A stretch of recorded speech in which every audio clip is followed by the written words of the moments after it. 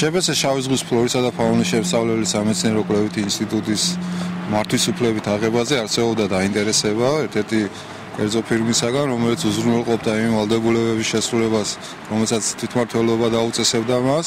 აუქციონი გამოცხადდა 25 დეკემბერს, გაიმართა დღეს 11 იანვარს და გამარჯვებულად გამოცხადდა შპს მენეჯმენტ სერვისი, რომელმაც სრულად დააკმაყოფილა ის პირობები, რაც განსაზღვრული იყო სააუქციონო პირობებით და მასთან გაფორმდება შესაბამისი ხელშეკრულება. ამ ვალდებულებების სხვა ორგანიზაციის მიერ აღება ჩვენთვის რა თქმა უნდა მომგებიანი იყო.